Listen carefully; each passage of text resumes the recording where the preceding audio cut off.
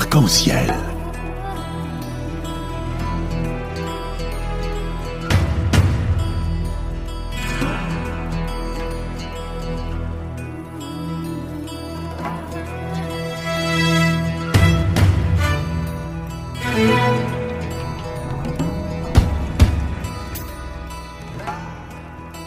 Arc-en-ciel, chaque dimanche, actualité, culture, économie, société et animation festive. Avec Abdelatif Arc-en-ciel, la chronique.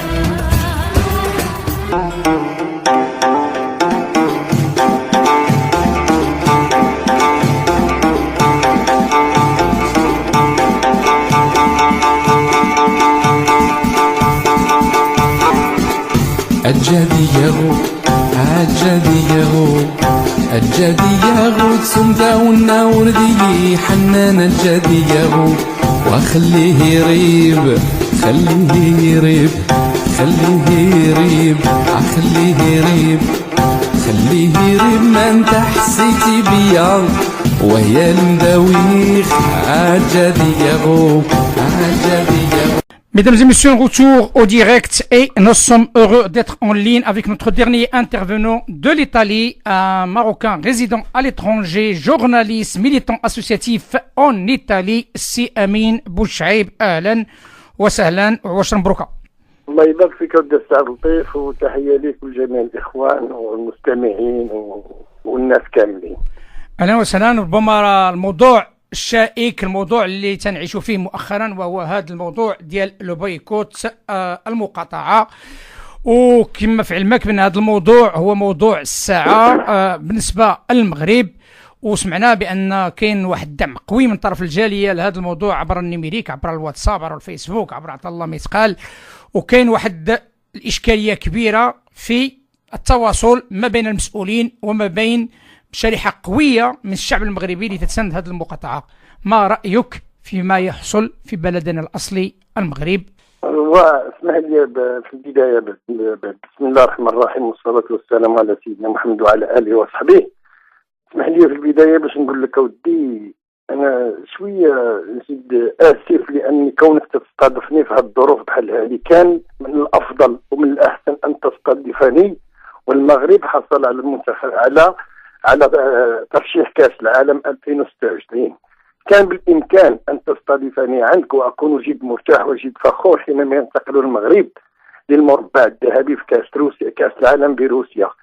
كنت سأكون جد سعيد وأنا ضيفك في هذا البرنامج، لأن عندما تتحقق التنمية بأكثر من 10% والقضاء على الفقر والبطالة في المغرب وتحسين أداء الإدارة وارتفاع نسبة النمو وأشهد نقول فك العزلة على العالم القروي ومحاربة ومعاقبة المفسدين المزورين الناهبين لثروات البلاد، هذه هي الفرص اللي كنت نكون جد فخور وجد سعيد باش نكون ضيف عندك، نكون هذا. ولكن شاءت الأقدار أن نكون دائما من أجل حساب أو من أجل معالجة قضية وطنية تهم المغاربة كافة. على أي فما يحصل حاليا في المغرب هو تحصيل حاصل لسياسات سابقة ممنهجة وإقصاء لأصوات المواطن، لأننا دائما كنت أذكر وأنوه وأحذر من ذكاء المواطن. فللمواطن ذكاء لم تستطع الحكومات ولا المسؤولين المتعاقبين على الإدارة المغربية بتقييمه بإعطائه الحجم الذي يستحقه. حينما يخرج المواطن أو يقاطع المواطن منتوجا من المنتوجات وتكون المعالجة بتلك الطريقة التي سمعناها كلنا، ورد الفعل ديال المسؤولين وديال هذا، يعني يحز في نفسك كثيرا. علاش؟ لأن كان على الحكومة أن تتدخل في البداية، لأن الوقاية خير من العلاج، وآخر من تدخل في هذا الملف دابا هي الحكومة.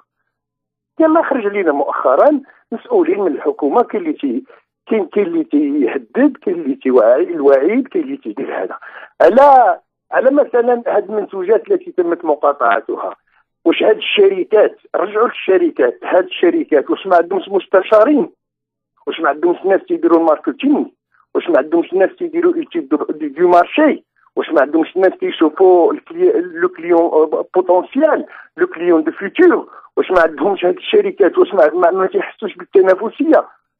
واش غادي نجيبوا شركه ونديروها من المقدسات ديال البلاد؟ نفترضوا ان هاد الشركه دارت فايت على راسها، نوضوا نقولوا راه الفلاحه الصغار المصدرين للحليب غادي يتضروا. واخا سيدي، ها المواطنين بغا يقاطعوا والفلاحه الصغار غيتضروا. اش تدير الحكومه اللي ما تعاون هاد الفلاحه المتضررين من هاد الحليب وتلقى التفريجه؟ ما يمكنش الحكومه تخرج تولي محاميه ديال الشركات ولا الناطقه الرسميه ديال الشركات. راه المسائل هنا راه تتجاوز شويه الحدود ديالها. راه خصنا نحترموا القانون ونحترموا الدستور، لان بعد تنسطروا القانون تنسطروا الدستور وتلقاو المسؤولين، بعض المسؤولين هما الاولين اللي ما تيحترموش هذا القانون. اش بغيتي المواطن يدير؟ واش بالله عليك واش بغيتي بان الحكومه تفرض على المواطن اش ياكل اش يشرب؟ جيت شي حجاج، الحجه كما تيقول المثل اكثر من الزله. تيقول لك ودير الناس في هذا التواصل الاجتماعي تيديروا الكذب، والاحزاب كلها كذبت علينا. ها هي البرامج السياسيه ديالها، ها هي كاينه اللي في المعارضه، راه في المعارضه واللي في الحكومه. ها ما ورينا واش طبقوا شي حاجه من داك الشيء اللي كانوا تيوعدونا به. اذا شكون اللي كذاب؟ واش الناس اللي تيدخلوا هنا ولا لا؟ نقول لك واحد المساله، واحد السر ما تعرفوش المسؤولين المغاربه والحكومه والاداره، تعرفوها المواطن المغربي، هو ان الملك محمد السادس اعطى وزراء من الحكومه ومسؤولين لعدم خدمتهم خدمه جيده للمواطن. وما بالك بأناس دابا حاليا ما بغيتش نوصل تيسبوا المواطن بديك الطريقه ولا بهذا، ولكن عيب عار، لان هنا تبين بما لا يدع مجالا للشك بان المواطن هو من يغني اغنياء الوطن، والمواطن هو من يؤدي، والمواطن هو الذي من أجله أنشئ البرلمان، ومن أجله أنشئت الحكومة، ومن أجله أنشئت الإدارات والمؤسسات. أنا ما غاديش نقول لك حنا واش دابا بغيت نعرف غير واحد المسألة بسيطة، واش حنا في نظام ليبرالي متحضر كما كان يدعو صاحب الجلالة، ولا حنا في نظام شيوعي تاكل هادو ولا نهدك بالحبس؟ كيف يفهم المواطن العادي؟ الحقيقة هذه هي نتيجة ديال الصراعات اللي زدنا منها. راه كاين تأثير ديال البلوكاج اللي داز 7 سنين. فين مصلحة الوطن؟ كاين الأحزاب التي أفلست، كاين الأحزاب أفلست. وريني شي حزب باقي تيقوم بالمهام ديالو، وريني الصراع اللي كان داير على أن حزب معين خصو يدخل الحكومة وإلا ما تكونش حكومة. وفعلا لو كانت الأحزاب تقوم بدورها وتتخذ الفلوس من الدولة المغربية من دافع الضرائب من اللي تيمولها الشعب وتتقوم بالواجب ديالها في احتضان المواطنين، في احتضان في شرح للمواطنين هذه المسائل، ما كناش نوصلوا لهذه المسألة. الأحزاب دابا يلاه ولينا نشوفوا الأمناء العامون ديالها 2 ولا 3 اللي دايرين بهم وانتهى المشوار. دابا بقى المواطن مع الملك، الأحزاب غير موجودة، والإدارة المعاملة ديالها كبيرة، وتدني خدمات القضاء، واش غادي نقول لك، وحتى الحزب الحاكم دابا منقسم. الامانه العامه ديال الحزب الحاكم منقسم. شو التصريحات ديال اعضاء الحكومه وشو التصريحات ديال البرلمانيين ديالهم؟ تيقول لك لا يمكن وحده برلمانيه ديالهم قياديه تقول لا يمكن للحكومه ان تكون ناطق رسمي بسميه الشركات. المقدسات ديال البلاد معروفين. واش غادي نقدسوا شركه ديال الحليب ولا ديال الغاز ولا ديال الماء ولا ما يمكنش نقدسوا، ما يمكنش يدخلوا. ماشي من الاقتصاد هو هذا. ما يمكنش واللي بغى يدير السياسه ما يمكنش يدير التجاره. التجاره لها اسبابها وادواتها وحكمها. فينا المستشارين هذو الناس اللي تيكونوا في الشركات اللي يقدروا العلماء اللي تيدخلوا هذه الشركات وتيديروا هذا الشيء للحفاظ على هذه الازمات وانتظار هذه الوقفات وانتظار هذه اللحظات الخطيره باش تتسرع الشركه، لانها تبقى تدخل بالفلوس. وما يمكنش. انا وليت نقلب حاليا، وليت نقلب على اداره مواطنه، شركه مواطنه، او مؤسسه مواطنه. كان بكري كنت نسمعوا عليهم تيقول لك راه مؤسسه مواطنه، ما شركه مواطنه وهذه مواطنه. ما بقاش. ولي دابا ولا المواطن هو اللي خصو يخدم الشركه، ولا ما بغاش يمشي عاد يتشكك في الوطنيه ديالو. انا اسف زعما اسف، وخاصه عندما تشوف ان المغاربه المقيمين بالخارج تيشوفوا ذاك الوضع ديال البلاد ويدهم على قلوبهم، تيقولوا السلامه واسترموا لنا، السلامه واسترموا لنا. لان الحكومه غيبه. الحكومه هي اول من كان من يجب ان يتصدى، ماشي يتصدى، خرج خليني الناس يدوي مع هاد الناس وقنعهم. هاد الناس عندهم حجاجهم، جيتي انت باش تحكمهم باش تحسن لهم الوضعيه، ما عجبهمش تمشي يدوي معاهم، عطيهم حلول. سيدي المشكل سيدي انت تتعبد هاد الشركات، واش انت مسؤول حكومي تتعبد هاد الشركات وخايف على مصالحك ونقص لهم الضرائب، اعفيهم من الضرائب باش ينقصوا من الثمن. راه كاين اللي ما تيشرب ما تياكلش ضروري، انت تيمشي للسبيطار ديال العمليه الجراحيه، الا هو لقى البوست لقى السرير فين يدوز العمليه الجراحيه. راه كاين اللي تيشرب الحليب، راه ما تيشربوا الحليب الناس، راه كاين اللي تيقول مقاطعه، كاين ولا مقاطع اصلا ضمنيا هو اصلا مقاطع. ولكن هذه الحكومه واش ما بغاش تفهم بانها راه حكومه جات لخدمه الوطن، بان الملك عفا وزراء لانهم تكاسلوا في المهام ديالهم، ما حصل في الحسيمه وغير الحسيمه وهذا، وتنوضوا في الاخر ونلمحوا بالتهديدات ونلمحوا بهذا. والله يرحم باكم هذه الشركه لا ولا هذه الشركه لا. الوطن فوق الجميع والقانون فوق الجميع. واش حنا في دوله ليبراليه؟ يعني دوله ليبراليه ماشي ديك الليبراليه المتوحشه. واش بلاد ما بقى عندها موالي؟ واش بلاد ما بقى اللي حاضيها؟ واش بلاد تتمشى غير بالاسماء ديال الاشخاص؟ ما عمر البلاد تمشات، بعمر اي دوله تمشات الاشخاص غادي يمشيو. عندنا ملك ولي العهد والاسره المالكه وعندنا الشعب، هادو هما المحور، والشيء الاخر كله ما تبقى يخدم هذين العنصرين. لا كان شي حاجه اخرى الله اعلم. السؤال اللي تطرح على المواطن، السؤال اللي تطرح نفسه السي بوشعيب هو هذا. دابا تصنت لك بإمعان خليتك تتكلم بس سمعت الكلام اللي قلتيه. حسينا بأن الجالية يعني بقوة حاضرة في هذا الصراع اللي كاين الآن في المغرب ديال المقاطعة، وتتساندوا عن طريق الوسائل التواصل وعطى الله ما يتقال. واش شي كثير، واش هاد كما السؤال اللي كنت طرحت على الضيف الأول، واش هاد العمل اللي تقوم به الجالية هو نتيجة من جديد تدق ساروت ولا ناقوس الإغاثة وكذلك الخطر للمسؤولين باش يعرفوا بأن الجالية المغربية راها طرف جزء لا يتجزأ بما يحصل في المغرب؟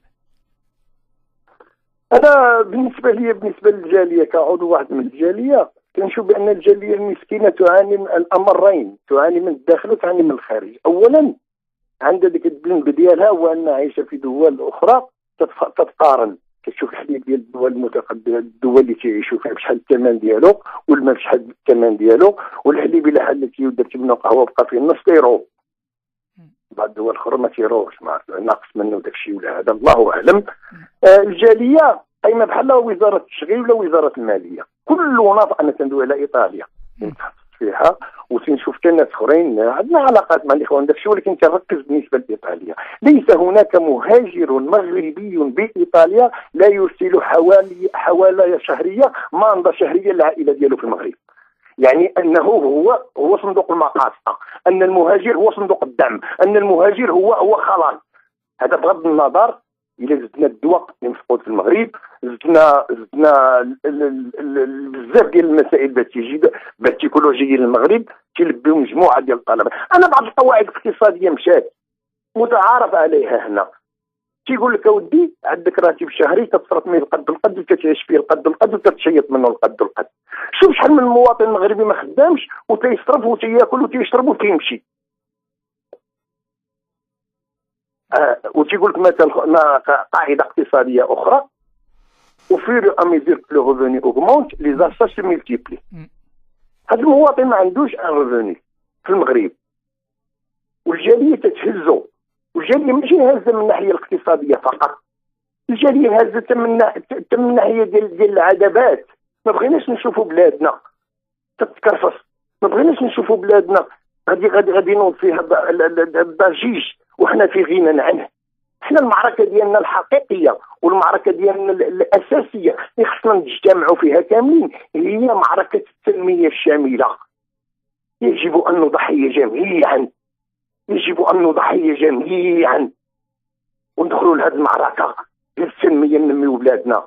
باقي الشانطيات لوطوروت فيها الحفاري، باقي الجبال النساء كنشوفوهم في التلفازة. والله القسم ودي السي عبد اللطيف الا باقي دابا تنتفكر واحد الفيديو شفتو ديال واحد الراجل مرحمنا عنده حوالي 78 عام، والله القسم الا ابكاني نتكي وسجلوا شي واحد وقال لي صاحب الجلاله اوصلنا في 70 عام، انا ما باغي لا ريال لا جوج، راه داك رئيس الجماعه فلان راه شفار والاخر شفار والاخر شفار، غير ما نشكي فيهم حتى واحد ما سمعنا. صاحب الجلاله انا راه ما باغي والو، باغي عاد 30,000 باش نشري اتاي والسكر والنعناع. راه ما عرفوناش هاد الناس، راه باقي تنضحكوا وتنشوفوا. علاش نوصلوا لهاد المرحله؟ علاش ما نخليوش الملك يفكر في الاستراتيجيه الكبيره ديال البلاد؟ علاش ننتظروا الملك يتدخل في هاد المساله؟ واش هاد المساله واضحه ولا ما واضحاش؟ واش عنده الحق الناطق الرسمي في الحكومه باش ينوض يهدد بديك الطريقه؟ واش عند وزير الماليه عنده الحق يقول لنا مدوخين؟ والملك تيقول بشعبيه العزيز.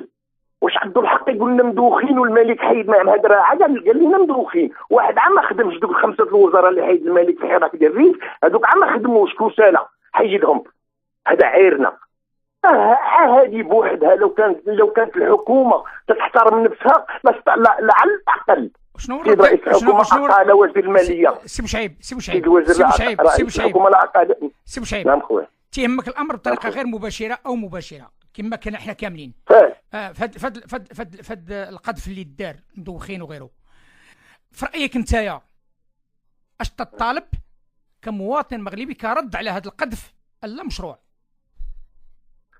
لا اش غادي نقول لك عبد اللطيف؟ راه الاعتذار واقيلا راه فات الوقت ديالو. ما كاينش الاعتذار، ما كاينش دابا لحد الان الاعتذار. لا قلت لك زعما لا حنا خصنا نقلبوا على المخرج. دابا هذا نزيدوا نأزموا الوضع. ايوا حنا تندوي على المخرج، تشوف الاعتذار كافي. ما يمكنش مصلحه الوطن تبنى على شخص اخطا، والخطا في السياسه خاص الانسان يدفع الثمن ديالو غالي. هذا الوزير خطا خاصو يتقال. ابسط حاجه اللي ترضي المواطن، ابسط حاجه. كاينه في البلاد هجره ديال القنوات التلفزيونيه المغربيه، ولكن مؤخرا بعد دوزوا هذا الحوار، دوزوا هذه المساله ديال المقاطعه التلفازه، يعني استبشرنا خير واستبشروا حتى الناس اللي تندوي معهم تيقول لك على الاقل نوعها. خلينا نزيدوا في التلفازه، خلي مول الشركه يجي يدافع على راسو، خلي مول الحليب. واش انت مول الحليب الفلاح الصغير هزيتي ليه الهم السيد رئيس الحكومه ودير ليه الدعم تدوز هاد السحابه؟ واش غتورينا اش غناكلوا؟ راه اكثر من 40% من المواطنين الخبز واتاي. سير مسلم الخبز ولا مسلم واتاي وتفرج. مول الحليب ودانون وكاين اللي ما عندوش الطوموبيل، اش بغى راه داخل تا هو المقاطعه على المازوت. ولكن راه هاد رجال الاعمال، هاد صحاب الشركات راه تما تغاو، راه ما عرفوش بان لو كليون يطروا كما تيقولوا الفرنسيين. كانوا واش تنبهوهم. حذاري من ذكاء المواطن، حذاري من ذكاء المواطن. راه ما باغي منكم والو، باغي الاحترام والتقدير، وخليو عبد الله بخاطره. راه والو عشان اشدوا الاحزاب غير موجوده. فين الاحزاب اللي تؤثر المجتمع؟ افلست ولا شهربانين دابا الاحزاب. حتى وحده سياسيه قالت لك حنا قاطع وما حشوماش. رئيس الحزب ديالها ما خدش فيها قرار. انت غتاخذوا قرار، انت غتعتبروا هذا المواطن، انت غتعطيو قيمته كانسان. حنا كذابه، واخا هاد الناس تيصاوبوا وتيكذبوا وتيلوحوا في الفيسبوك ويلوحوا في التواصل الاجتماعي، تيكذبوا على الشركات وخارجين تيصنعوا الكذوب. وكذوبكم نتوما في البرامج السياسيه ديال الانتخابيه. وريني شي حزب طبق داكشي اللي جاي في البرامج السياسيه ديالو، اتحداه. كاين اللي دار على الامين العام ديالو، كاين اللي دار على الاحزاب ديالو باش يولي وزير ويولي برلماني ويولي هذا. الاحزاب السياسيه بعد ولي تشوف الامين العام ديال الحزب داخل لائحه البرلمان هو ومرته وولده، وبقات على الخدامه اللي في الدار ما دارش في اللائحه ديال النساء. بيانتو ان شاء الله بيانتو سي غادا تكون سيده داخله. اسمع الله يخليك السي امين. الاشكال كما قلنا هذه سنين هو ان اشكال خاص النخبه ترجع نفسها، اشكال خاص تصنتوا المواطن المغربي، اشكال يعرفوا بان تنعيشوا واحد العالم ديال العولمه، الاشكال بان المغربي ديال بكري ما بقاش هو المغربي ديال دابا، الاشكاليه خصهم يعرفوا بان ولينا بحال دون ان كادر دين فامي، هذا زواج شي تيهز شي. ولكن واش هذا الشيء عارفاه الحكومه؟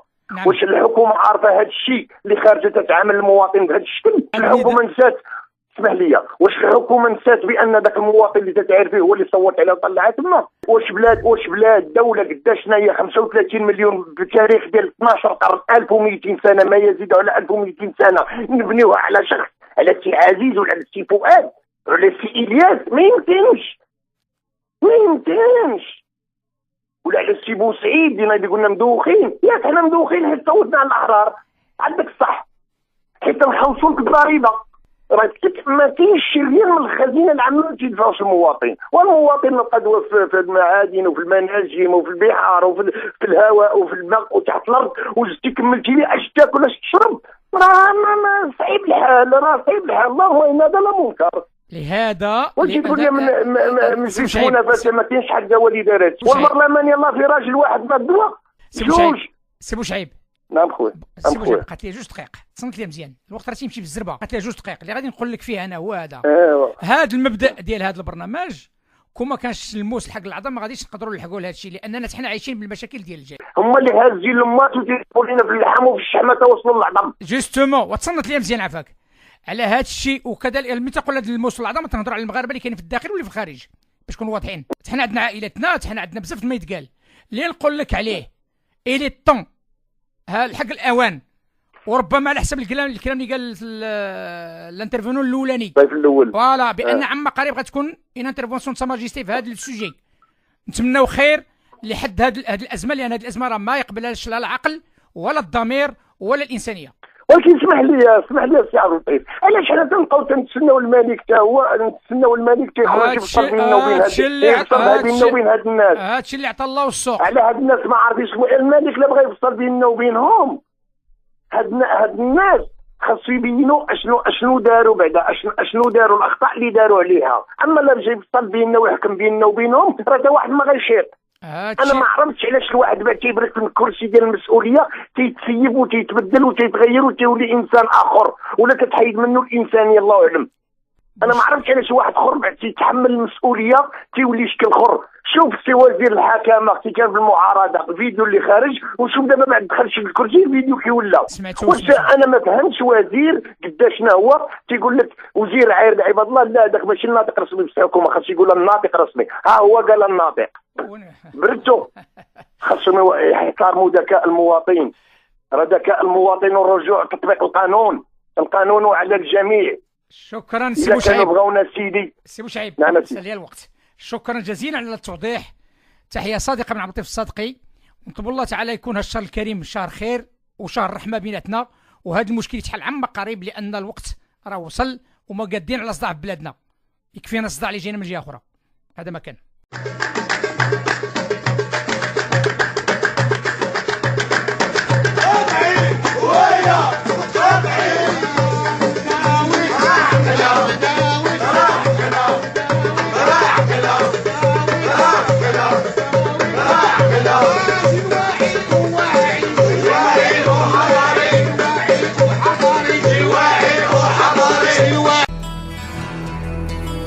Arc-en-ciel.